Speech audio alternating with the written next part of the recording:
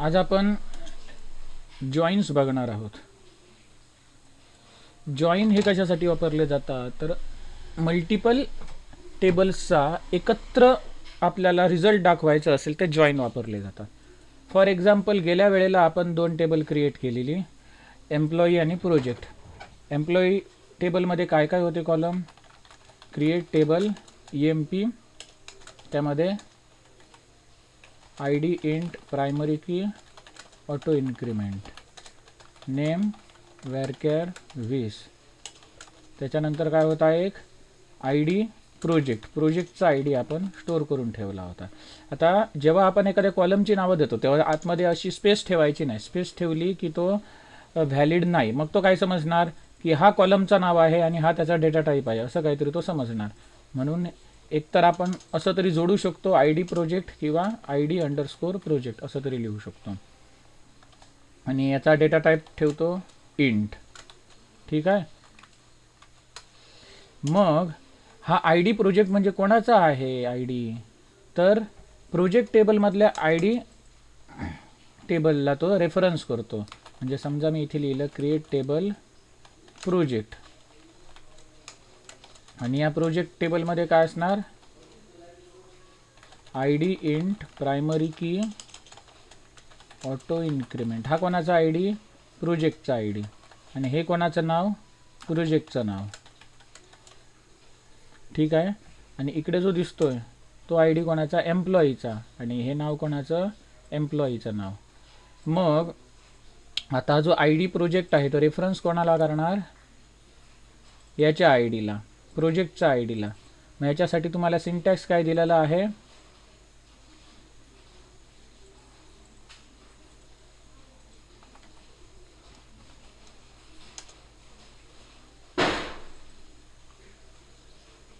Foreign की शिकवताना तुम्हाला सिंटॅक्स दिला होता. रेफरन्सेस आपण शब्द वापरतो त्या ठिकाणी. याचं एक्झाम्पल जेव्हा तुम्हाला दाखवलं होतं त्यावेळेला रेफरन्सेस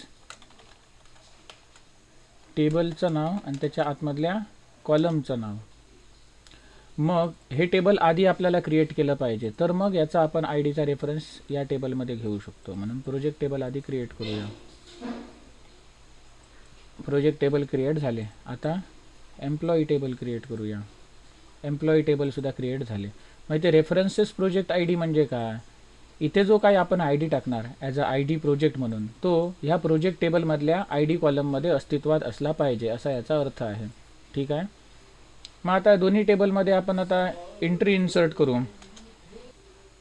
आता मी प्रोजेक्ट टेबलमध्ये 3 रेकॉर्ड्स ॲड करतो. तर इथे काय म्हणतो, data too long for column name at row 3. म्हणजे आपण जो काही मगाशी प्रोजेक्ट टेबल बनवलं, तर या प्रोजेक्ट टेबलमध्ये आपण नेमची साईज काय दिली होती, वॅरकेअर 20, ती आता मला 30 करावी लागेल. तर एकदा टेबल क्रिएट झाल्यानंतर मी कसं चेंज करू शकतो कॉलमची साईज, तर अल्टर टेबल कमांडने. अल्टर टेबल, टेबलचं नाव, मॉडिफाय कॉलमचं नाव आणि डेटा टाईप. झालं. आता जर मी हे रेकॉर्ड ॲड केली तर व्यवस्थित ॲड होणार बघा. झालं. आता मी जर केलं इथे सिलेक्ट स्टार फ्रॉम प्रोजेक्ट, तर इथे हे आपल्याला प्रोजेक्ट दिसत आहेत, employee management system, student management system आणि ऑनलाईन शॉपिंग वेबसाईट. ठीक आहे. आता आपण काय करूया, इथे एम्प्लॉईच्या टेबलमध्ये डेटा एंट्री करूया. Insert into EMP. मला काय ॲड करायचं आहे, ID ते ॲटोमॅटिक जनरेट होणार, नेम आणि ID प्रोजेक्ट ह्या 2 कॉलम्समध्ये व्हॅल्यू ॲड करायची आहे. इन्सर्ट इंटू EMP व्हॅल्यूज, आणि इथून मी काही व्हॅल्यूज पास करणार. हे जेवढे तुम्हाला इथे ब्रॅकेट काढलेले दिसतात तेवढे रेकॉर्ड्स मी ॲड करणार. मग पहिला एम्प्लॉई हा काय करतो, ज्या प्रोजेक्टचा ID 4 आहे त्या प्रोजेक्टवरती हा काम करतोय. म्हणजे काय, एम्प्लॉई मॅनेजमेंट सिस्टीमवर गोपाळकृष्ण काम करतोय. प्रसाद हा कोणत्या प्रोजेक्टवर काम करतोय? ज्या प्रोजेक्टचा आय डी 5 आहे त्या प्रोजेक्टवर प्रसाद काम करतोय. आदित्य, ज्या प्रोजेक्टचा आय डी 6 आहे त्यावरती आदित्य काम करतोय. त्यानंतर पूजा, ज्या प्रोजेक्टचा आय डी 6 आहे त्या प्रोजेक्टवर पूजा काम करते. दीप्ती, ज्या प्रोजेक्टचा आय डी 5 आहे त्या प्रोजेक्टवर दीप्ती काम करते. ठीक आहे. अशा प्रकारे मी हे रेकॉर्ड इन्सर्ट करतो. झाली. आता बघा माझ्याकडे 2 टेबल्स आहेत. हे एक प्रोजेक्ट टेबल आणि हे एम्प्लॉई टेबल. आणि इथे आपण बघू शकतो की गोपाळकृष्ण ज्या प्रोजेक्टचा आय डी 4 आहे त्याच्यावरती काम करतोय. प्रसाद आणि दीप्ती ज्या प्रोजेक्टचा आय डी 5 आहे त्याच्यावरती काम करतात. आदित्य आणि पूजा ज्या प्रोजेक्टचा आय डी 6 आहे त्याच्यावरती काम करतात. मग 4, 5 आणि 6 ह्या प्रोजेक्टची हे जे प्रोजेक्टचे आय डी आहेत त्यांची नावं मला कुठे मेन्शन करून मिळणार? तर या प्रोजेक्ट या टेबलमध्ये. 4 म्हणजे एम्प्लॉई मॅनेजमेंट सिस्टीम, 5 म्हणजे स्टुडंट मॅनेजमेंट सिस्टीम, 6 म्हणजे ऑनलाईन शॉपिंग वेबसाईट. मग मला आता काय करायचं आहे? सिलेक्ट स्टार फ्रॉम एम्प्लॉईचा रिझल्ट आहे. या ठिकाणी काय करायचं आहे? आय डी प्रोजेक्टच्या ठिकाणी प्रोजेक्टचं नाव डिस्प्ले करायचं आहे. मग त्याच्यासाठी मी जॉईन वापरणार. म्हणजे मी काय करणार? कॉलम्स कसे घेतो बघा. सिलेक्ट स्टार फ्रॉम असं जर मी लिहिलं प्रोजेक्ट कॉमा EMP किंवा उलटं लिहिलं समजा EMP कॉमा प्रोजेक्ट असं लिहिलं आणि रन केलं तर मला यांचं क्रॉस प्रॉडक्ट मिळणार. म्हणजे काय दिसणार? गोपाळकृष्ण सुद्धा 3ही प्रोजेक्टवर काम करतोय, प्रसाद 3 प्रोजेक्टवर काम करतोय, आदित्य 3 प्रोजेक्टवर, पूजा 3 प्रोजेक्टवर असं दिसणार रॉंग रिझल्ट. आपल्याला तसं नको आहे. आपल्याला काय दाखवायचं आहे? गोपाळकृष्णच्या समोर इथे एम्प्लॉई मॅनेजमेंट सिस्टीम नाव दिसायला पाहिजे. प्रसाद आणि दीप्तीच्या समोर स्टुडंट मॅनेजमेंट सिस्टीम प्रोजेक्टचं नाव दिसलं पाहिजे आणि आदित्य आणि पूजाच्या समोर ऑनलाईन वेबसाईट हे नाव दिसलं पाहिजे, ऑनलाईन शॉपिंग वेबसाईट. मग हे क्रॉस प्रॉडक्ट काय आपल्या फायद्याचं नाही. आपल्याला काय करावं लागेल? इनर जॉईन वापरावा लागेल. कसा इनर जॉईन वापरणार? तर सिलेक्ट स्टार फ्रॉम EMP म्हणजे काय? एम्प्लॉई टेबलमधली स्टार म्हणजे सगळी रेकॉर्ड सिलेक्ट कर. तर आपल्याला तसं नाही करायचं आहे. आपल्याला काय करायचं आहे? काही रेकॉर्ड्स घ्यायची आहेत. आय डी आणि नेम. आय डी प्रोजेक्ट दाखवायचा नाही, त्याच्याऐवजी प्रोजेक्ट टेबलमधून नाम दाखवायचं आहे. मग मी इथे काय करतो? सिलेक्ट EMP डॉट एम्प्लॉई टेबलमधला आय डी घे. त्याच्यानंतर काय? EMP डॉट एम्प्लॉई टेबलमधलं नेम घे. त्याच्यानंतर प्रोजेक्ट टेबलमधलं नेम घे. कळलं ना? एम्प्लॉई टेबलमधला आय डी, एम्प्लॉई टेबलमधलं नेम आणि तिसरा कॉलम काय घे? एम्प्लॉई टेबलमधलं नेम. तिसरं काय? प्रोजेक्ट टेबलमधलं नेम. एम्प्लॉईचा आय डी, एम्प्लॉईचं नाव आणि तिसरं प्रोजेक्टचं नाव. फ्रॉम EMP म्हणजे एम्प्लॉई टेबल. आता एम्प्लॉई टेबलमध्ये आय डी आणि नेम आहे, पण हे नेम प्रोजेक्टचं नेम ह्याच्यात कसं मिळणार? नाही मिळणार. मग त्याच्यासाठी आपण जॉईन वापरतो. इनर जॉईन दुसऱ्या टेबलचं नाव. दुसऱ्या टेबलचं नाव काय? Project. From table name inner join दुसऱ्या प्रोजेक्टचं नाव. हे लक्षात ठेवा. आता कोणत्या बेसिसवर यांना जॉईन करायचं आहे? तर जे एम्प्लॉई टेबल आहे, एम्प्लॉई टेबलमधला आय डी प्रोजेक्ट नावाचा जो काही कॉलम आहे इज इक्वल टू प्रोजेक्ट टेबलमधला आय डी कॉलम. कळलं? कारण इथे बघा सिलेक्ट स्टार फ्रॉम EMP करतो, त्याच्यातला हा एम्प्लॉई टेबलमधला जो आय डी प्रोजेक्ट कॉलम आहे, एम्प्लॉई टेबलमधला आय डी प्रोजेक्ट हा कॉलम आणि प्रोजेक्ट टेबलमधला आय डी हा कॉलम. एम्प्लॉई टेबलमधला आय डी प्रोजेक्ट कॉलम आणि प्रोजेक्ट टेबलमधला आय डी कॉलम यांच्या बेसिसवरती ही टेबल्स मला जॉईन करायची आहेत. मग मी ही एवढी क्वेरी रन करतो आणि याचा रिझल्ट बघा. I D 7 Gopalkrishna. आता तिथे त्याचा आय डी दिसायचा, त्याच्याऐवजी प्रोजेक्ट टेबलचा नेम कॉलम मॅच झालेला आहे. प्रोजेक्ट टेबलचा नेम हा कॉलम मॅच झालेला आहे. प्रसादच्या समोर त्याचा प्रोजेक्ट दिसतोय, आदित्यच्या समोर त्याचा प्रोजेक्ट दिसतोय. म्हणजे बघा, गोपाळ कृष्ण एम्प्लॉई मॅनेजमेंट सिस्टीमवर काम करतोय, आदित्य आणि पूजा ऑनलाईन शॉपिंग वेबसाईटवर काम करतात, प्रसाद आणि दीप्ती स्टुडंट मॅनेजमेंट सिस्टीमवर काम करतात. म्हणजे ॲक्च्युली टेबलमध्ये काय स्टोअर झालेलं आहे, ॲक्च्युली इथे आय डी स्टोअर झालेले आहेत, परंतु इथे आपल्याला दिसतंय काय, त्या आय डीच्या ऐवजी नाव दिसतंय. बरोबर, म्हणजे अशी हजारो रेकॉर्ड जरी असतील तरी त्या ठिकाणी आय डीच्या ऐवजी नाव दिसणार. पण स्टोअर होताना डेटाबेसमध्ये काय होणार, स्टोअर होताना ॲक्च्युली त्यांचा आय डी स्टोअर होणार. कळलं, त्याच्यामुळे आपली स्टोरेज स्पेस वाचते. मग या प्रक्रियेला काय म्हणतात, नॉर्मलायझेशन. म्हणजे डायरेक्टली इथे प्रोजेक्टची नावं स्टोअर न करता आपण त्यांचे आय डी स्टोअर करतो. मग नॉर्मलायझेशनचे वेगवेगळे फॉर्म आहेत, first normal form, second normal form, third normal form. हे आपण थिअरीच्या वेळेला शिकू. हां, थिअरीच्या वेळेला ॲसिड प्रॉपर्टीज म्हणजे काय असतं ते बघू, डेटाबेस आर्किटेक्चर काय असतं ते बघू, हे वेगवेगळे नॉर्मल फॉर्म्स काय असतात ते बघू. पण आधी असे आपण कन्सेप्ट समजून घेऊया. मग हे काय झालं, जॉईन झाला, इनर जॉईन याला म्हणतात.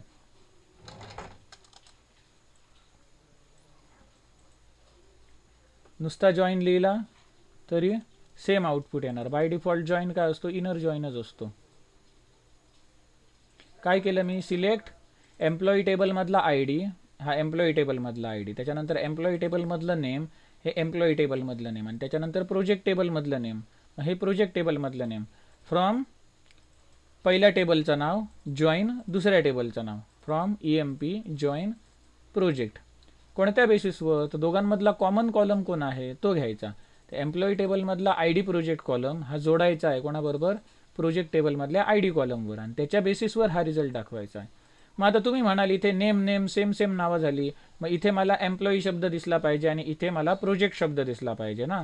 मग ते सुद्धा तुम्ही देऊ शकता. कसं द्यायचं, इथे ॲज लिहायचं आणि सिंगल कोटमध्ये तुम्हाला जे काही कॉलमचं नाव द्यायचं आहे ते द्या. इथे एम्प्लॉई नाव दिलं याला, आणि इथे ॲज अ प्रोजेक्ट म्हणून नाव दिलं. कळलं. आता ही क्वेरी मी रन करतो. आता याचा रिझल्ट बघा, इथे एम्प्लॉई दिसतं, इथे प्रोजेक्ट दिसतं. कळलं. हा काय झाला, एक जॉईन झाला, इनर जॉईन म्हणू शकतो. आता जर तुम्हाला याच्यावरती काही ऑपरेशन्स परफॉर्म करायची असतील, तर मला एखाद्याच्या प्रोजेक्टचं नाव पाहिजे आहे, त्या एम्प्लॉईच्या नावावरून प्रोजेक्टचं नाव पाहिजे. तर या एम्प्लॉईच्या टेबलमध्ये मी काय करायचो, काय करू शकतो, जास्तीत जास्त प्रोजेक्टचा आय डी मिळवू शकतो, परंतु नाव मिळवू शकतो काय प्रोजेक्टचं, नाही. त्याच्यासाठी सब क्वेरी किंवा नेस्टेड क्वेरी मारावी लागणार. कशी, उदाहरणार्थ सिलेक्ट, मला काय पाहिजे, आय डी प्रोजेक्ट पाहिजे. हां, select I D project from employee where name is equal to Aditya. मला आदित्यच्या प्रोजेक्टचा आय डी असा मिळू शकतो, पण आदित्यच्या प्रोजेक्टचं नाव मिळू शकतं का, नाही, कारण एम्प्लॉई टेबलमध्ये प्रोजेक्टचं नाव नाही आहे. मग मला काय करावं लागायचं की त्या प्रोजेक्टचं नाव आधी सिलेक्ट करणार. कुठून सिलेक्ट करणार, तर हे जे काही प्रोजेक्ट टेबल आहे त्याच्यामधून. दोघांमधला कॉमन कॉलम कोण आहे, प्रोजेक्ट टेबलमधला आय डी आणि एम्प्लॉई टेबलमधला प्रोजेक्ट आय डी. मग मला क्वेरी मारताना कशी मारावी लागणार, select name from project where I D is equal to, आणि इथे गोल ब्रॅकेट लावून दुसरी क्वेरी मारणार. कुठली, ते select I D from employee, select I D from employee where name is equal to Aditya. आता जर मी ही क्वेरी रन केली तर याचा रिझल्ट मला काय मिळणार,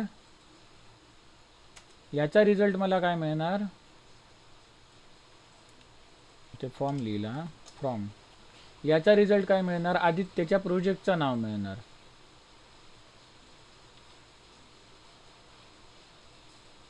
हां, इथे काय येणार, सिलेक्ट आय डी प्रोजेक्ट, आदित्यच्या प्रोजेक्टचं नाव. जर मी इथे काय टाकलं, प्रसाद नाव टाकलं, तर प्रसादच्या प्रोजेक्टचं नाव मिळणार. मी काय केलं, जो एम्प्लॉई टेबल होतं त्यामधून मी काय केलं, ज्याचं नाव प्रसाद आहे त्याच्या प्रोजेक्टचा आय डी आधी काढून घेतला. मग ह्या एवढ्या ब्रॅकेटमधलं जे काय आपण एक्सप्रेशन दिलेलं आहे, क्वेरी आहे, याचा आउटपुट काय होणार? प्रसादचा आय डी मिळणार मला. प्रसादचा आय डी किती आहे? 5. मग जेव्हा पुढच्या क्वेरीला काय होणार? I D is equal to हे ब्रॅकेट दिलंय ना, म्हणजे या ब्रॅकेटला कोण रिप्लेस करणार? 5. मग काय होणार? Select name from project where I D is equal to 5. मग ह्या प्रोजेक्ट टेबलमध्ये आय डी कॉलमची व्हॅल्यू 5 आहे, त्या प्रोजेक्टचं नाव दे. मग आउटपुट काय येणार? Student management system. कळलं? याला काय म्हणतात? Nested query. एका क्वेरीमध्ये दुसरी क्वेरी, एका क्वेरीमध्ये दुसरी क्वेरी. कळलं? मग ह्या नेस्टेड क्वेरी अशा माराव्या लागायच्या. मग आता जॉईन आपल्याला कशी मदत करणार? तर इथे बघा, ही जी क्वेरी आहे याच्यावरून आपण काय करू शकतो? एक व्ह्यू बनवू शकतो. याचा व्ह्यू कसा? तर क्रिएट व्ह्यू नेम काय देतो? EMP_प्रोजेक्ट असं नाव देतो. एम्प्लॉई आणि प्रोजेक्टचा व्ह्यू. आणि ॲज लिहितो आणि त्याच्या खाली सगळं आहे तसं घेतो आणि ही क्वेरी रन करतो. झालं? आता मी काय करणार? सिलेक्ट स्टार फ्रॉम एवढं सगळं लिहिण्याऐवजी मी काय करणार? सिलेक्ट स्टार फ्रॉम या व्ह्यूचं नाव लिहिणार.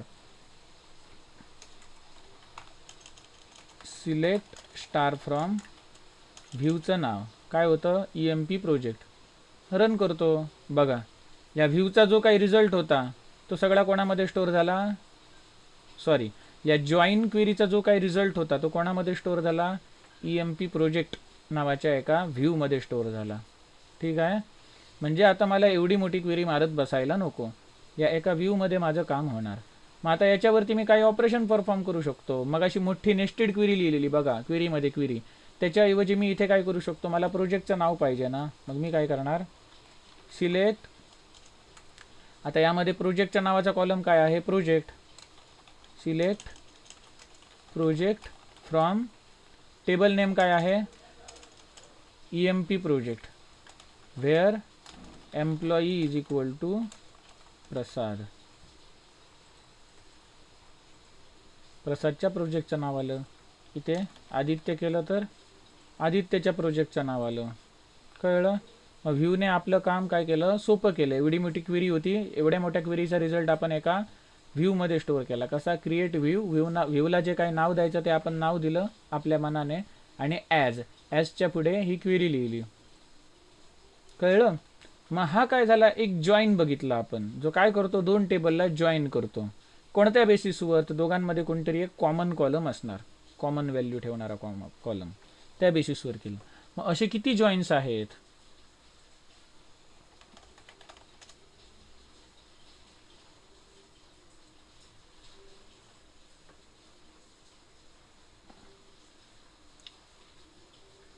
एक आहे तो इनर जॉईन. तर मी तुम्हाला प्रोजेक्ट आणि एम्प्लॉई एक्झाम्पल दिलं, यांनी काहीतरी प्रॉडक्ट्स आणि कॅटेगरीचं एक्झाम्पल दिले. म्हणजे इथे ॲक्च्युली कॅटेगरीचा आय डी स्टोअर केला आहे, पण दिसताना काय दिसणार? कॅटेगरीचं नाव दिसणार. इनर जॉईन काय करतो? दोन टेबलमधील हा जो कॉमन डेटा बघा तो रिटर्न करतो. Inner join keyword returns only row which match in both tables. दोन्ही टेबलमधले जे कॉमन आहे ते रिटर्न करणार. जॉईन आणि इनर जॉईन एकच काम करणार. हां, बाय डिफॉल्ट नुसतं जर जॉईन लिहिलं तर by default inner join apply होणार. त्याच्यानंतर लेफ्ट जॉईन काय करतो? डाव्या बाजूच्या टेबलमधली, लेफ्ट टेबलमधली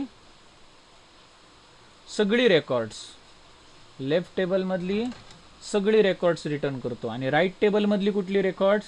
जी लेफ्टशी मिळत आहेत तेवढीच ही रिटर्न करणार. Left join keyword returns all records from left table and matching records from right table. Left join काय करणार? लेफ्ट जॉईनमधली सगळी रेकॉर्ड्स रिटर्न करणार आणि राईट हँड साईडच्या टेबलमधली फक्त जी मॅच होत आहेत तेवढी रिटर्न करणार. राईट जॉईनमध्ये काय आहे? उलटं आहे. राईट हँड साईडमधली सगळी रेकॉर्ड्स रिटर्न करणार आणि लेफ्टमधली जेवढी मॅच होत आहेत तेवढीच रिटर्न करणार. फुल जॉईन आहे तो काय करणार? सगळेच्या सगळे दोन्ही टेबलमधली रेकॉर्ड रिटर्न करणार.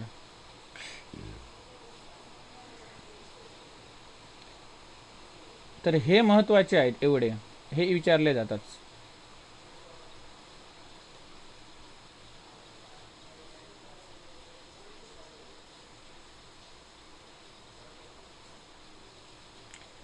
आणि एका टेबलने स्वतःलाच जर जॉईन केलं तर ते काय झालं, सेल्फ जॉईन. सेल्फ जॉईन काय सहसा विचारला जात नाही. हे जे 4 आहेत ते महत्त्वाचे आहेत. Inner join, left join, right join आणि फुल जॉईन.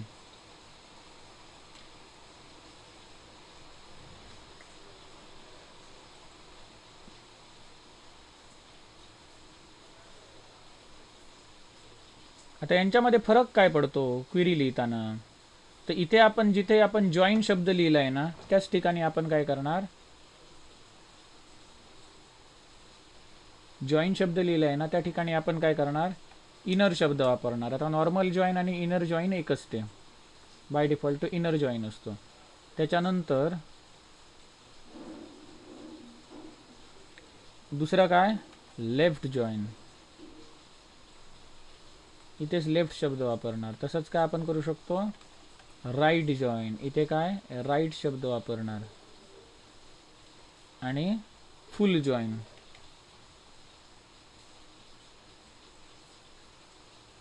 फुल जॉईन आहे तो MySQL मध्ये सपोर्टेड नाही आहे.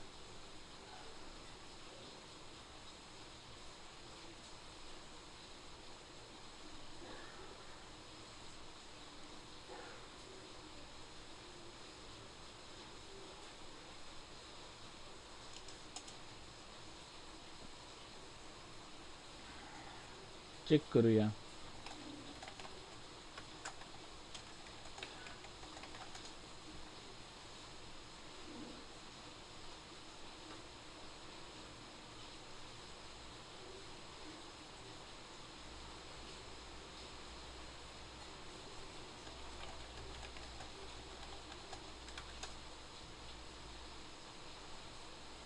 Does not support. मग हे आता आपण काय बघितले, वेगवेगळे जॉईन बघितले. ह्याची तुम्हाला एक्झाम्पल्स इथे सुद्धा मिळू शकतात. लेफ्ट जॉईनमध्ये काय सांगितलं, लेफ्ट टेबलमधली सगळी रेकॉर्ड्स आणि राईट टेबलमधली फक्त मॅचिंग रेकॉर्ड्स मिळणार. राईट जॉईनमध्ये राईट टेबलमधली सगळी रेकॉर्ड्स, लेफ्ट टेबलमधली मॅचिंग रेकॉर्ड्स जी कॉमन आहेत ती. मॅचिंग म्हणजे काय, कॉमन आहेत ती, दोघांमध्ये कॉमन असणारी. लेफ्ट जॉईनमध्ये लेफ्ट टेबलमधली सगळी रेकॉर्ड्स येणार आणि राईट टेबलमधली फक्त कॉमन असणारी रेकॉर्ड. राईट जॉईनमध्ये राईट टेबलमधली सगळी रेकॉर्ड्स आणि लेफ्ट टेबलमधली फक्त कॉमन असणारी रेकॉर्ड्स. फुल जॉईनमध्ये सगळीच रेकॉर्ड्स येणार. तर लेफ्ट आणि राईट आणि इनर हे 3 महत्त्वाचे आहेत, इनर, लेफ्ट आणि राईट. मग आता आपण जेव्हा यांची एक्सरसाइज करणार आहे SQL स्टेटमेंटची, क्रिएट, अपडेट, डिलीट, ॲड, मग त्यावेळेला हे जॉईन्स वगैरे करायची सुद्धा एक्सरसाइज बघणार. त्यावेळेला हे आपण डिटेलमध्ये बघूया. डिटेलमध्ये म्हणजे यांची एक्झाम्पल बघूया डिटेलमध्ये. आता तुम्हाला ही सगळी थिअरी सांगितली यांची.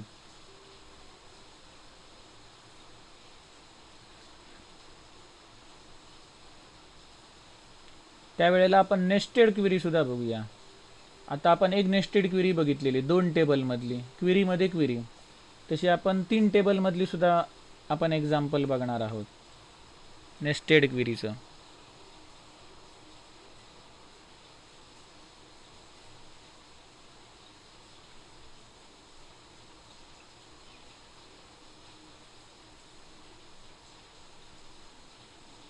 त्याच्यानंतर आता महत्त्वाचा पार्ट आपण बघणार तो म्हणजे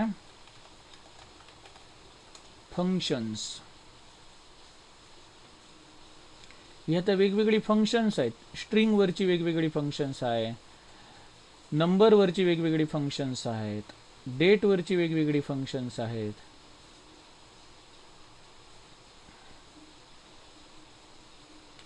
मग ही आपण एक एक एक एक बघूया. फॉर एक्झाम्पल, पहिली आपण बघूया स्ट्रिंगवरची फंक्शन्स. मग ही फंक्शन्स ट्राय करण्यासाठी आपल्याकडे ॲटलिस्ट टेबलमध्ये एक तरी स्ट्रिंग व्हॅल्यू पाहिजे, वॅरकॅरवाली.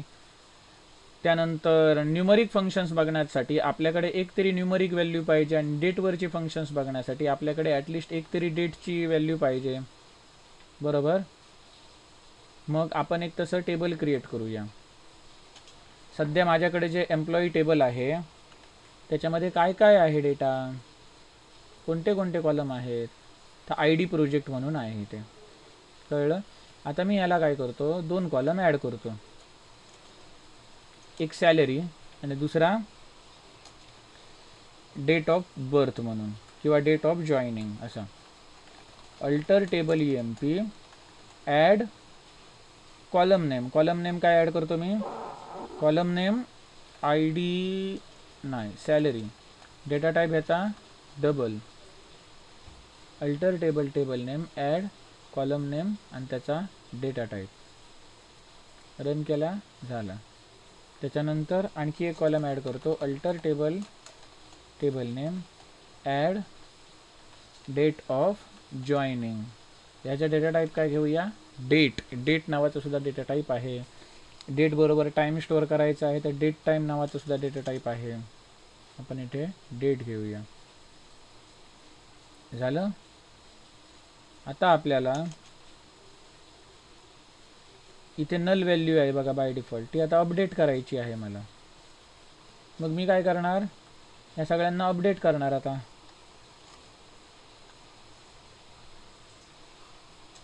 Update employee set salary is equal to 1,00,000 comma DOJ म्हणजे date of joining is equal to 1 जानेवारी 2020 where I D is equal to 7. ज्याचा आय डी 7 आहे त्याची सॅलरी एवढी कर आणि डेट ऑफ जॉईनिंग एवढी कर, असा याचा अर्थ. कॉमा कॉमा टाकून आपण मल्टिपल कॉलमच्या व्हॅल्यू सेट करू शकतो. मग आता 7 बरोबर मला काय करायचं आहे, ज्याचा आय डी 7 आहे आणि ज्याचा आय डी 9 आहे, किंवा 7, 8 आणि 9 या तिघांची डेट ऑफ जॉईनिंग ही करायची आहे. तर मी काय करणार, I D is equal to मी असं सेट पास करू शकतो का, किंवा 7, 8, 9 असं मी करू शकतो का, नाही, नुसते लिहू शकत नाही. तर ॲज अ यांना मला टेपलमध्ये पास करावं लागेल. टेपल किंवा त्याला तुम्ही सेट म्हणू शकता. या सेटमध्ये मग इज इक्वल टूच्या ऐवजी इन शब्द वापरणार. म्हणजे काय, 7, 8, 9 या सेटमध्ये, त्याच्या आतमध्ये या सेटमध्ये, म्हणून इथे इन वापरला आहे. हां, जर आय डी ह्या सेटमध्ये असेल, 7, 8, 9 या सेटमध्ये असेल तर काय कर, सॅलरी एवढी कर आणि डेट ऑफ जॉईनिंग एवढी कर, असा याचा अर्थ. रन केलं आणि आता सिलेक्ट स्टार फ्रॉम EMP करतो, तर इथे बघा यांना लागलेलं आहे डेट ऑफ जॉईनिंग आणि सॅलरी. आता ही डेट ऑफ जॉईनिंगचं हे बघा कसं आहे पॅटर्न, इयर, मंथ आणि डेट असं आहे, YYYY MMDD. तर तुम्हाला DD MM YY वगैरे दाखवायचं असेल तर ते आपण डेट ऑपरेशनमध्ये बघू. पहिलं तुम्हाला या क्वेरीचा अर्थ समजला. अपडेट एम्प्लॉई टेबल सेट, या कॉलमची व्हॅल्यू एवढी सेट कर, या कॉलमची व्हॅल्यू एवढी सेट कर, व्हेअर आय डी इन 7, 8, 9. 7, 8 आणि 9 याच्यापैकी एखादा आय डी असेल तर त्याला त्याच्या कॉलमना, त्या रोच्या कॉलमना या व्हॅल्यू सेट कर, असा याचा अर्थ. मग सेम आता असंच मी काय करतो, set salary is equal to 2,00,000 and date of joining is equal to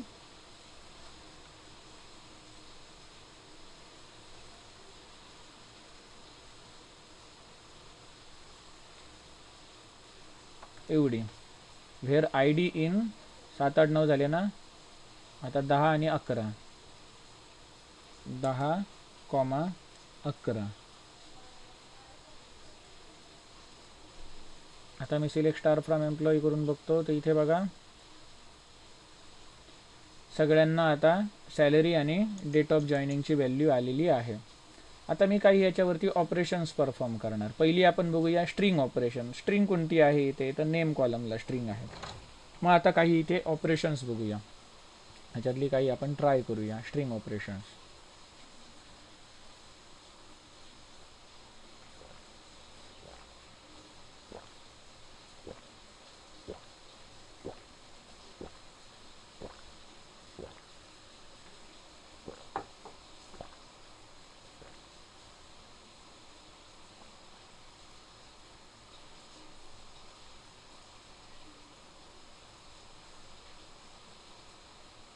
lower नावाचं फंक्शन, अपर नावाचं फंक्शन,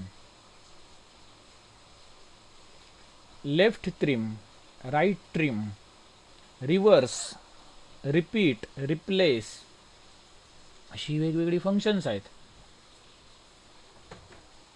मग हे पहिलं आपण अपर लोअर बघूया. हां, आता मी इथे काय करतो, select name from EMP, select name from EMP, ही नावं देत आहेत बरोबर. मी आता इथे काय करतो, कुठलं फंक्शन कॉल करतो, लोअर, आणि इथे नेम. मग ही सगळी नावं आहेत ती लोअर केसमध्ये जाणार. झालं, लोअर केसमध्ये गेली. अपर केसमध्ये पाहिजे, कॅपिटल पाहिजे, तर इथे अपर, कॅपिटल आली. जर मी इथे असं केलं, where ID is equal to 7, मग ज्याचा ID 7 आहे त्याचं नाव कॅपिटल लेटरमध्ये दिसणार, लोअर. असं जर केलं तर ज्याचा ID 7 आहे त्याचं नाव लोअर लेटरमध्ये दिसणार. कळलं? मी आता सगळ्यांचीच बघतोय. त्याच्यानंतर आणखी काय सांगितलं, एल ट्रिम. एल ट्रिम म्हणजे काय, लेफ्ट ट्रिम म्हणजे काय, या नावाच्या जर लेफ्ट साईडला एक स्पेस पडलेली असेल, या नावांच्या जर लेफ्ट साईडला एखादी स्पेस पडलेली असेल तर ती तो स्पेस आहे ती ट्रिम करून टाकणार आणि तुम्हाला नाव दाखवणार. आणि आर ट्रिम म्हणजे काय, हे नाव सेव्ह करताना जर त्याच्या उजव्या बाजूला एक जर स्पेस पडलेली असेल म्हणजे ब्लँक कॅरेक्टर, तर ती ब्लँक स्पेस तो रिमूव्ह करणार आणि तुम्हाला आउटपुट दाखवणार. म्हणजे थोडक्यात काय, नाव एंटर करताना गोपाळ कृष्ण असं झालं ना, मग इथे एक स्पेस पडली तर असली लेफ्ट एल ट्रिम काय करणार, ही जी स्पेस आहे ती ट्रिम करून टाकणार. आर ट्रिम काय करणार, राईट हँड साईडची स्पेस ट्रिम करून टाकणार. असं झालं.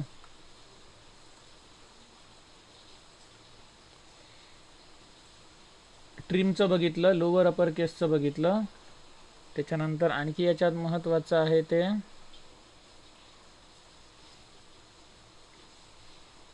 Reverse. Select reverse of name from employee. बघा सगळ्यांची नावं रिव्हर्स झाली. मग ही ॲक्च्युअल डेटाबेसमध्ये रिव्हर्स झाली का, नाही. आपण सिलेक्ट क्वेरी करतोय, डेटाबेसमध्ये काय अपडेट करत नाही आहोत. त्याच्यामुळे जर तुम्ही असं करून बघितला, सिलेक्ट स्टार फ्रॉम EMP असं जर तुम्ही करून बघितलं तर रेकॉर्ड्स आहेत तशीच आहेत ओरिजिनल. हां, तुम्ही फक्त काय करता, सिलेक्ट करता, तो डेटाबेसमधून बाहेर काढता आणि इथे त्याच्यावरती ही रिव्हर्स वगैरे ऑपरेशन परफॉर्म करता. ॲक्च्युअल डेटाबेसच्या कॉपीला काही झालेलं नाही आहे. कळलं? हे तुम्ही रिव्हर्स करून बघितलं. त्याच्यानंतर अजून याच्यात महत्त्वाचं कुठलं आहे, अपर केससाठी बघा अपर फंक्शन आहे आणि यू केससुद्धा आहे. आणि एल ट्रिम आणि आर ट्रिम बघितलं, लेफ्ट ट्रिम आणि राईट ट्रिम. तसं नुसतं जर ट्रिम लिहिलं तर डाव्या बाजूच्या आणि उजव्या बाजूच्या दोन्ही साईडला जर ब्लँक स्पेसेस असतील तर तो काढून टाकणार. त्याच्यानंतर सबस्ट्रिंग नावाचं फंक्शन आहे, सब STR असं सुद्धा लिहू शकता किंवा सबस्ट्रिंग सुद्धा लिहू शकता. हे सबस्ट्रिंग काय करतं, जसा सबसेट असतो तसंच काम करतं. सबस्ट्रिंग, सब STR. मग मला काय पाहिजे, ही जी नावं आहेत, आता इंडेक्स नंबर जे इथे मी देणार त्या इंडेक्स नंबरपासून नावाची सुरुवात होणारी मला स्ट्रिंग पाहिजे. मग इंडेक्स नंबर मी 3 दिलं. 3 दिल्यामुळे काय झालं, गोपाळ कृष्णमधला G आणि O यांचे इंडेक्स नंबर काय होते, हे कॅरेक्टर किती होते, 1 आणि 2 ना. मग इथे 3 दिला म्हणून 3 पासनं नावं सगळ्यांची प्रिंट झाली. जर मी इथे 4 दिलं तर काय झालं, असं. 5 दिलं तर असं येणार. 6 दिलं, पहिली 6 कॅरेक्टर स्किप कर, सॉरी पहिली 6 कॅरेक्टर स्किप कर नाही, 6व्या कॅरेक्टरपासून सुरू कर, असा याचा अर्थ. मग गोपाळ कृष्ण नावामध्ये 6वा कॅरेक्टर काय येतो, कृष्णाचा K येतो. कळलं? ही सबस्ट्रिंग. त्याच्यानंतर आणि महत्त्वाचं कुठलं, ही सगळी तुम्ही ट्राय करून बघा. याच्यावरती जर तुम्ही क्लिक केलात ना, आता समजा लेंथ असेल, म्हणजे त्या स्ट्रिंगची लेंथ किती आहे, म्हणजे किती नंबर ऑफ कॅरेक्टर्स आहेत त्यामध्ये, ते तुम्हाला तिथे दिसणार. ट्राय इट युअर सेल्फ म्हणून आहे बघा. मग इथे सर्च केल्यानंतर तुम्हाला त्याचा आउटपुट दिसणार. तर किती आहेत? 12 कॅरेक्टर आहेत या स्ट्रिंगमध्ये.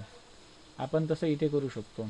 Select length of name from table name. Search केलं, इथे लेंथ ऑफ नेम एकच पॅरामीटर पाठवायचं आहे. सर्च केलं बघा, गोपाळकृष्ण नावाची लेंथ 12.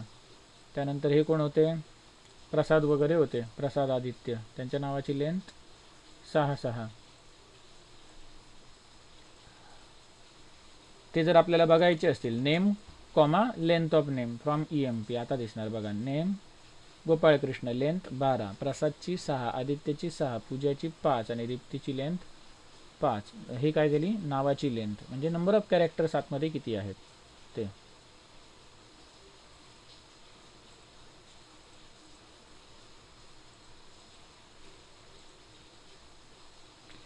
मग ही काय झाली? काही स्ट्रिंगची फंक्शन्स आपण बघितली. कॉन्कॅट नावाचं सुद्धा एक महत्त्वाचं फंक्शन आहे. हे काय करतं? जी जोडायचं काम करतं, स्ट्रिंग जोडायचं काम करतं. कॉन्कॅट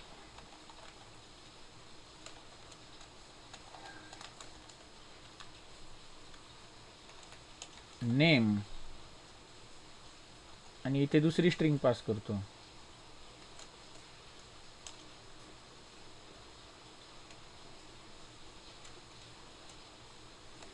अंडरस्कोर ABC अशी पास केली आणि आता रन केलं तर काय करणार? नेम म्हणजे ही स्ट्रिंग आणि ही स्ट्रिंग ह्याने जोडायचं काम केलं. कळलं? इथे समजा मी काय केलं, दुसऱ्या कॉलमचं नाव दिलं सॅलरी, तर इथे ही न्यूमरिक व्हॅल्यू आणि इथे ही स्ट्रिंग व्हॅल्यू आहे, म्हणून त्याने गोंधळ घातला, इथे एरर देतोय. जर दोन्ही जर स्ट्रिंग असतील तर तो मात्र मॅच करणार.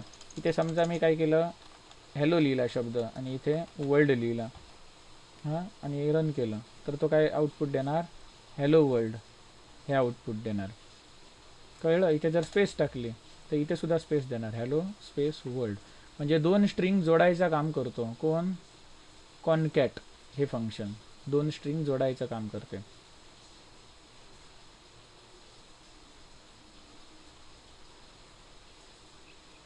त्याच्यानंतर आता आम्ही न्यूमरिक फंक्शन बघूया.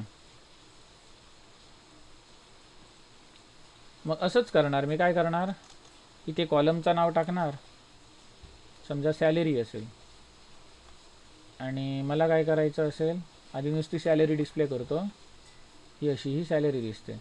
आता या सॅलरीची सम बघायची असेल तर इथे सम नावाचं फंक्शन आहे. या सगळ्यांच्या सॅलरीची मला सम दिसणार. कळलं? ॲव्हरेज बघायची असेल तर AVG नावाचं फंक्शन आहे, सगळ्यांच्या सॅलरीची ॲव्हरेज मिळाली. कळलं?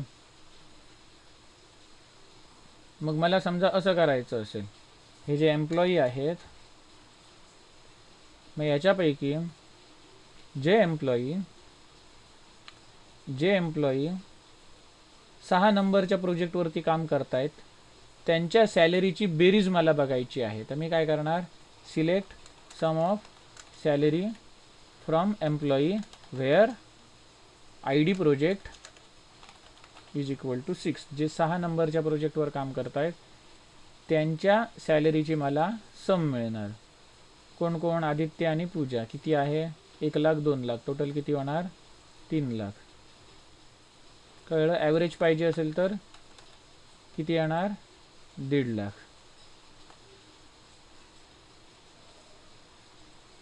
अशी इथे काही फंक्शन्स आहेत. ABS म्हणजे काय? Absolute value. ABS म्हणजे ॲब्सोल्यूट व्हॅल्यू. याचं एक एक्झाम्पल जर तुम्ही बघितला, -243.5 असेल आणि याचं जर आपण आउटपुट बघायला गेलो तर तो काय करणार, हे जे काही डेसिमल पॉईंट वगैरे असतात हे ॲक्सेप्ट करणार, परंतु जर निगेटिव्ह असेल तर त्याला पॉझिटिव्ह करणार, आणि जर पॉझिटिव्ह असेल तर त्याला पॉझिटिव्हच ठेवणार. याची आपण काही इथे एक्झाम्पल बघूया म्हणजे तुमच्या लक्षात येईल.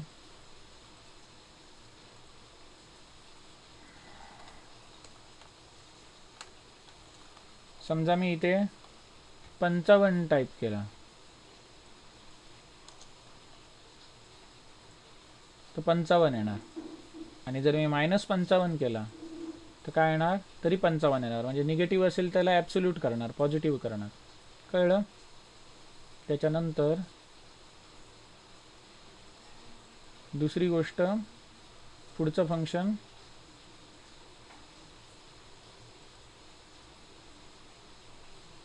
ॲव्हरेज बघितलं आपण.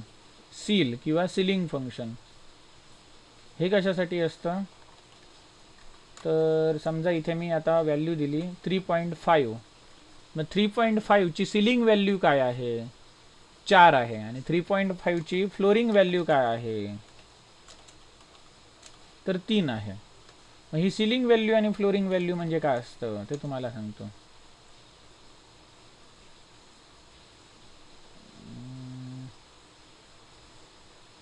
एक समजा आपल्याकडे बिल्डिंग आहे, एक हे त्याचे वेगवेगळे फ्लोअर आहेत. First floor, second floor, third floor, fourth floor, 1 2 3 4. हां, मग आता मी काय म्हटलं, 3.5 इथे व्हॅल्यू घेतली. 3.5 कुठे येणार, तर 3 आणि 4च्या मध्ये येणार, बरोबर. म्हणजे इथे कुठेतरी येणार. किती, 3.5 इथे येणार. 3.5 इथे येणार. मग हे जे काही 3.5 आहेत, या ठिकाणी जर एखादा माणूस उभा असेल या बिल्डिंगमध्ये, तर त्याची फ्लोअर व्हॅल्यू, फ्लोअर म्हणजे काय, खालची व्हॅल्यू, आणि सिलिंग म्हणजे वरची व्हॅल्यू. सिलिंग म्हणजे छत. मग 3.5 या ठिकाणी जो माणूस आहे त्याचं छत कुठलं असणार, सिलिंग व्हॅल्यू, तर ही 4, आणि फ्लोरिंग व्हॅल्यू काय असणार, 3 असणार. म्हणून जर इथे मी ट्राय केलं फ्लोरिंग व्हॅल्यू आणि सिलिंग व्हॅल्यू, सिलिंग व्हॅल्यू काय येणार 4 आणि फ्लोरिंग व्हॅल्यू काय येणार इथे 3 येणार. तेच जर मी इथे काय केलं 2.7 टाकलं, तर 2.7ची सिलिंग व्हॅल्यू काय येणार, 2.7 म्हणजे कुठे येणार याच्यामध्ये, इथे कुठेतरी येणार ना या लेवलला 2.7. मग 2.7ची सिलिंग व्हॅल्यू म्हणजे काय, ही वरची 3, आणि फ्लोरिंग व्हॅल्यू म्हणजे काय, ही खालची 2. कळलं ना. म्हणून 2.7ची सिलिंग व्हॅल्यू 3 आणि फ्लोरिंग व्हॅल्यू 2. समजा मी इथे 1.9999 लिहिले, 1.9999 कुठे येणार, 1 आणि 2च्या इथे, इथे कुठेतरी येणार, बरोबर, 2च्या जवळ. मग याची फ्लोरिंग व्हॅल्यू कुठली, खालची 1, आणि सिलिंग व्हॅल्यू काय येणार याच्या वरची, म्हणजे किती 2.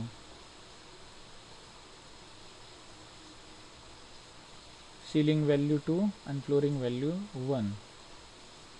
अशा प्रकारे ही सील आणि फ्लोरिंगची फंक्शन आहेत. त्याच्यानंतर इथे साइन, कोसाइन, टॅन, कॉस अशी सुद्धा फंक्शन्स आहेत. जास्त करून आपल्या उपयोगात येणारी फ्लोरिंग व्हॅल्यू दाखवली.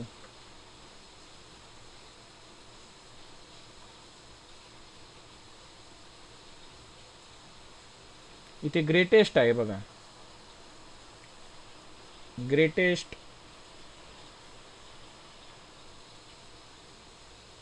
हे काय करते, returns the greatest value of the list of arguments. List of argument आपण कशामध्ये देतो, तर कॉमा सेपरेटेड गोल ब्रॅकेटमध्ये ग्रेटेस्ट, आणि इथे मी लिस्ट ऑफ आर्ग्युमेंट देतो. 5 दिला, 3 दिला, 10 दिला, 4 दिला, 7 दिला. यांच्यामध्ये ग्रेटेस्ट कोण आहे, 10 आहे, ते शोधून काढणार 10. लोवेस्ट नावाचं फंक्शन इथे नाही आहे, नाही आहे फंक्शन. स्मॉलेस्ट नावाचं फंक्शन सुद्धा नाही आहे. ग्रेटेस्ट नावाचं फंक्शन आहे, म्हणून इथे कलर बदलतोय. झालं. त्याच्यानंतर पुढे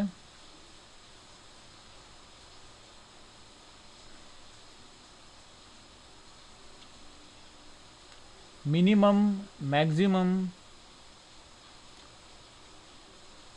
मॉड, पाय हे बघूया.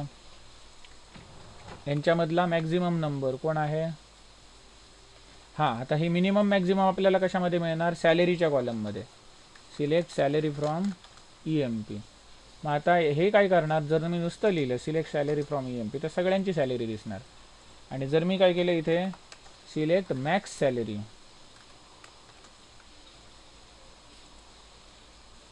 मॅक्झिमम सॅलरी किती आहे 2 लाख, आणि मिनिमम सॅलरी किती आहे 1 लाख. मॅक्झिमम आणि मिनिमम, मॅक्स, मिन.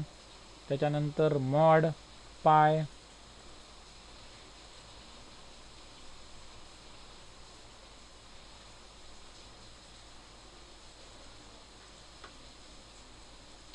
मॉड म्हणजे का, जर तुम्ही 2 नंबरचं डिव्हिजन केलं आणि त्या डिव्हिजनमध्ये जो काही रिमाइंडर उरतो त्याला काय म्हणतात, मॉड. म्हणजे समजा इथे मी नुसतं डिव वापरलं. डिव काय करतो, दोघांचं डिव्हिजन करणार. 10 आणि 7 यांचं डिव्हिजन.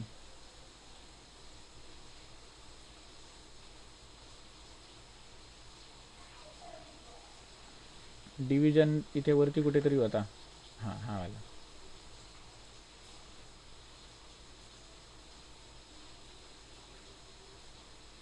10/5.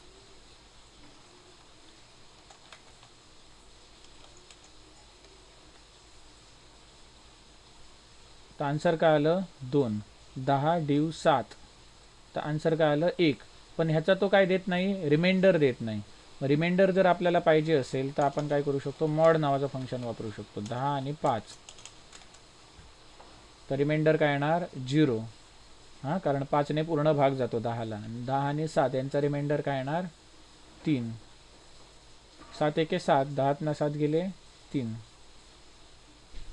रिमाइंडर म्हणजे बाकी. हे झालं. त्याच्यानंतर अजून कुठली फंक्शन्स आहेत, ॲव्हरेज दाखवलं, सिलिंग दाखवलं.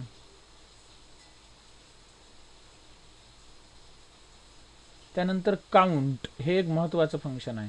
आपण जेव्हा करतो सिलेक्ट स्टार फ्रॉम EMP करतो, मग हे टोटल किती रेकॉर्ड्स मला मिळाली, तर इथे मी काउंट शब्द वापरू शकतो. Select count star from table name, किती, तर 5 रेकॉर्ड्स मिळाले. मग मला असं करायचं आहे, where salary is equal to 2 lakh. ज्यांची सॅलरी 2 लाख आहे अशी किती रेकॉर्ड्स आहेत ती काउंट कर. काय चुकलं,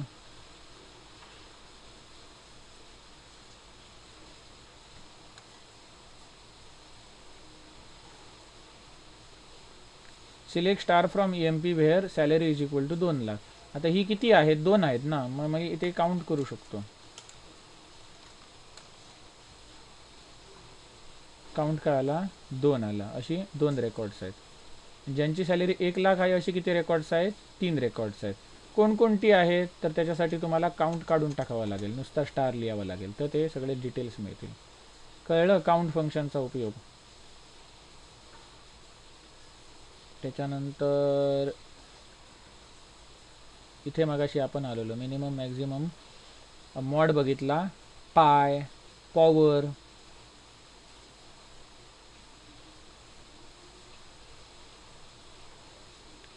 पायची व्हॅल्यू सिलेक्ट पाय PI. PI म्हणजे पायची व्हॅल्यू 3.14 जी काय असते ती तिथे येणार जर आपण रन केलं तर. कळलं, सिलेक्ट पाय फंक्शन आहे, ही त्याची व्हॅल्यू आली. त्याच्यानंतर काय होतं, पॉवर नावाचं फंक्शन.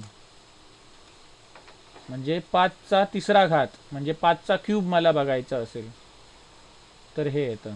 5चा क्यूब 125 आणि 5चा स्क्वेअर 5चा वर्ग 25.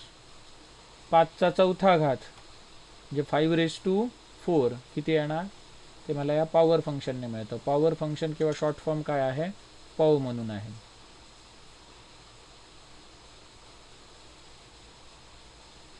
हे झालं पॉवर फंक्शन. हे दोघांचा सेमच आहे ती.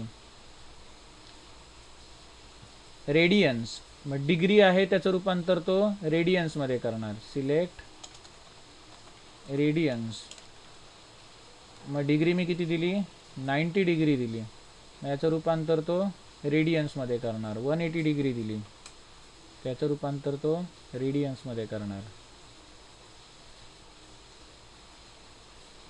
त्यानंतर रँडम, मला जर एखादा रँडम नंबर जर जनरेट करायचं असेल तर त्याच्यासाठी मी हे रँडम नावाचं फंक्शन वापरतो. जसं आपण पाय नावाचं फंक्शन वापरलं तसंच हे फंक्शन वापरू शकतो. सिलेक्ट रँडम फंक्शन,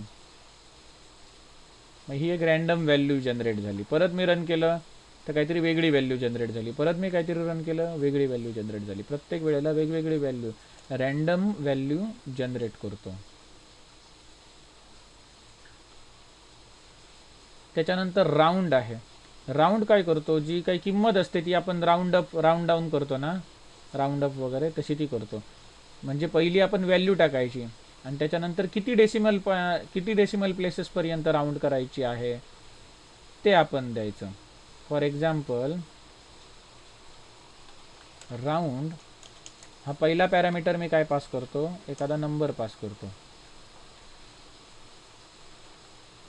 एखादी व्हॅल्यू पास करतो, 555555.1234 अशी, आणि इथे 2 डेसिमल प्लेसपर्यंत याला राऊंड रन करतो. मग 2 डेसिमल प्लेसपर्यंत राऊंड केलं बघा, 5555.12, 3 डेसिमल प्लेसेसपर्यंत, इथे 3 डेसिमल प्लेसेसपर्यंत, 4 डेसिमल प्लेसेसपर्यंत, 4 डेसिमल प्लेसेसपर्यंत त्यांनी राऊंड केलं. राऊंडला आपण 2 पॅरामीटर पास करतो, पहिली व्हॅल्यू जी आपल्याला राऊंड करायची आहे आणि दुसरं म्हणजे नंबर ऑफ डेसिमल प्लेसेस. मग हे राऊंड नावाचं फंक्शन झालं.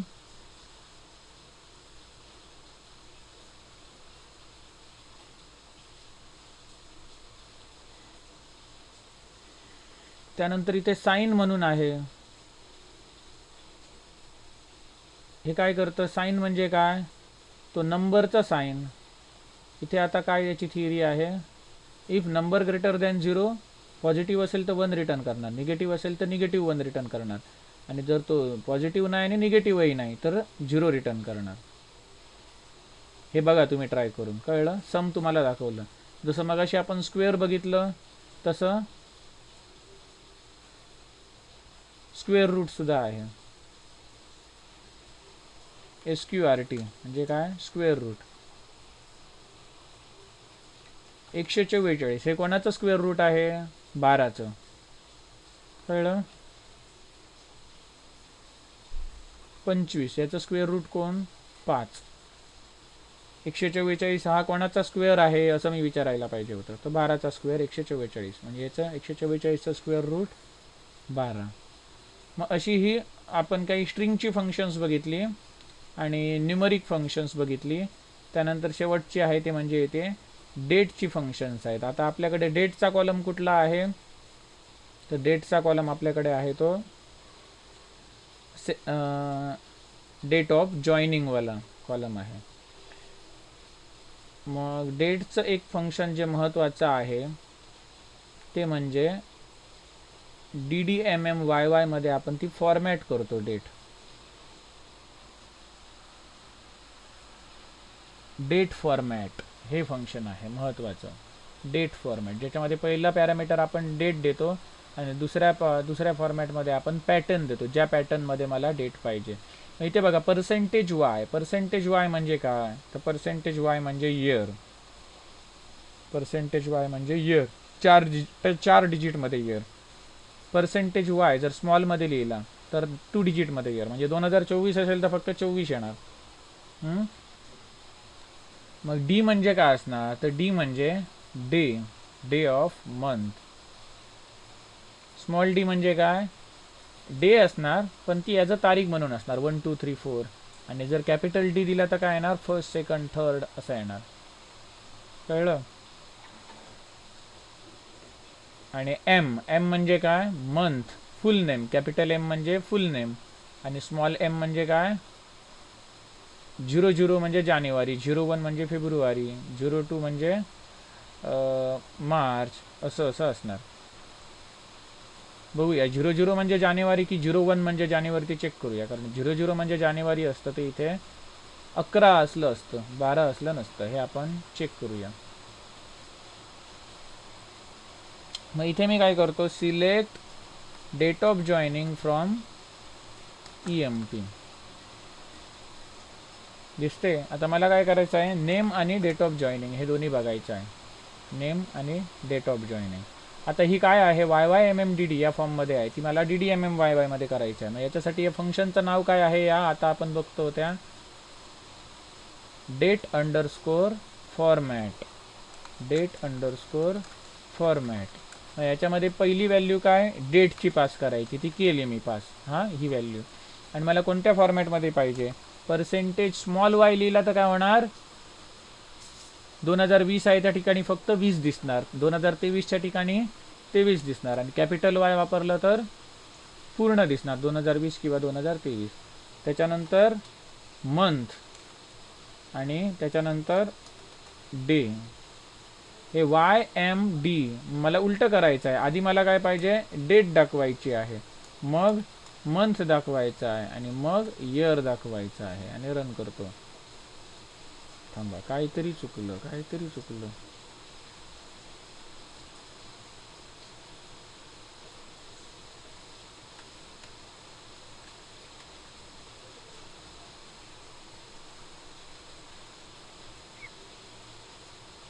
बघा,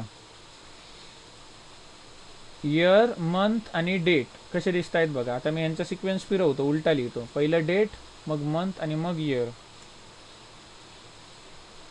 1 जानेवारी 2020. आता फर्स्टच्या ठिकाणी मला 1 दिसला पाहिजे, 11च्या ठिकाणी 11 दिसलं पाहिजे, तर कॅपिटल डी आहे तो स्मॉल डी करणार. झालं.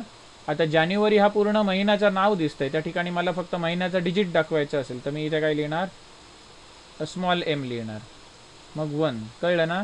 1 म्हणजे जानेवारी, 2 म्हणजे फेब्रुवारी, 3 म्हणजे मार्च, असं 12पर्यंत दिसणार. आणि इथे इयर हे 4 डिजिटमध्ये दिसतंय, ते 2 डिजिटमध्ये दाखवायचं असेल तर कॅपिटल वाय ऐवजी स्मॉल वाय वापरणार. कळलं. आणि इथे बघा वरती कॉलम बघा कसा दिसतो. इथे नेम दिसतो आणि इथे हा कॉलम काय दिसतोय, पर्सेंटेज डी, पर्सेंटेज एम असं दिसतंय. आपल्याला तसं नको, मग आपण ॲज इथे नवीन नाव देऊ शकतो, ॲज डेट किंवा डेट ऑफ जॉईनिंग DOJ. हे जे काही येतंय DOJ नावाच्या कॉलमवरती हे ऑपरेशन परफॉर्म करून जी काय व्हॅल्यू येते त्याला सुद्धा DOJ नाव दे, असा याचा अर्थ. DOJ ऑलरेडी आपण वापरलंय म्हणून असा एरर येतोय. डेट जॉईनिंग आता आलं ना, डेट जॉईनिंग. मग हे काय झालं, डेट फॉर्मॅट नावाचं हे महत्त्वाचं फंक्शन झालं. आणि अशी डेटमध्ये कोणकोणती फंक्शन्स आहेत ते इथे बघा.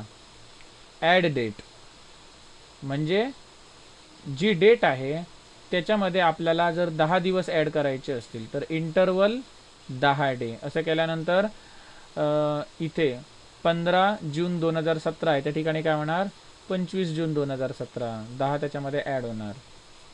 मग आता इथे इंटरवल, त्याच्यानंतर इथे आपण व्हॅल्यू देतो 10, 12 जे काही डेज ॲड करायचे असतील, त्याने इथे युनिट देतो. युनिट डे दिलं आहे. तसं आपण काय काय करू शकतो, मिनिट ॲड करू शकतो, अवर ॲड करू शकतो, वीक ॲड करू शकतो, मंथ ॲड करू शकतो. इथे हे वेगवेगळे ऑप्शन्स दिलेले आहेत.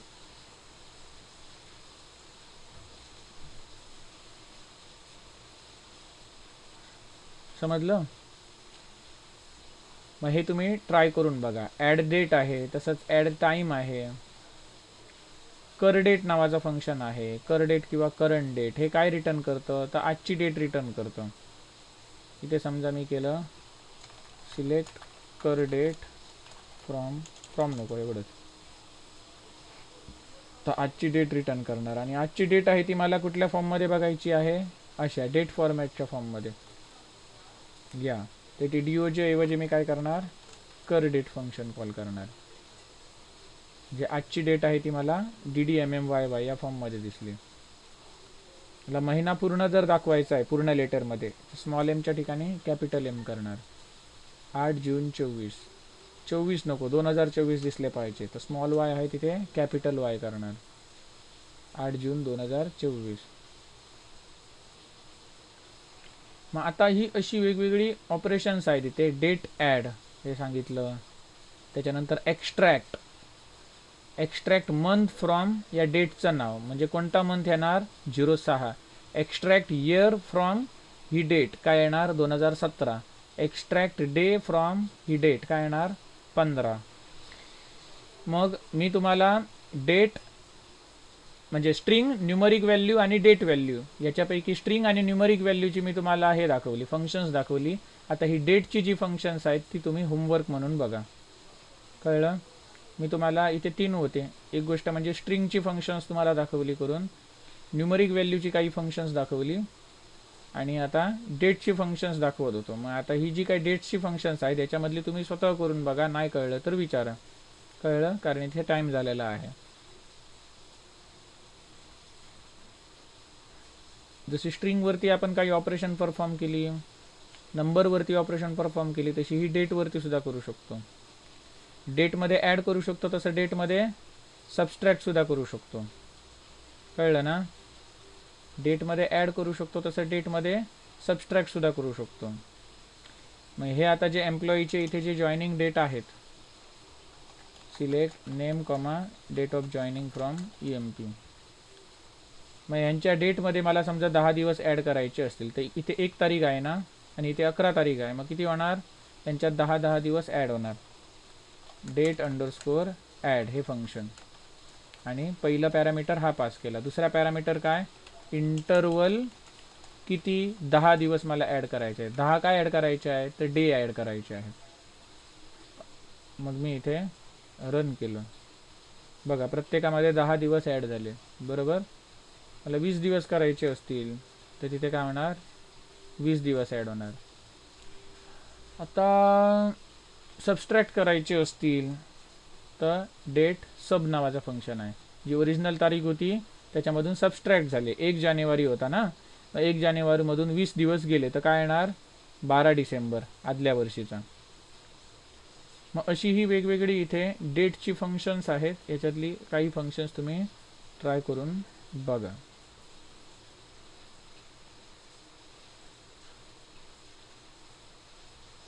कोणाला काही प्रॉब्लेम?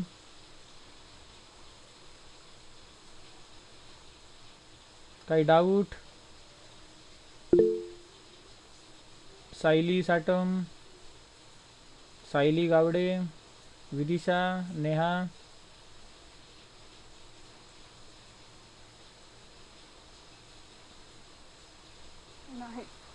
हां, जर काही डाऊट नसेल तर मीटिंग लीव करू शकता. धन्यवाद.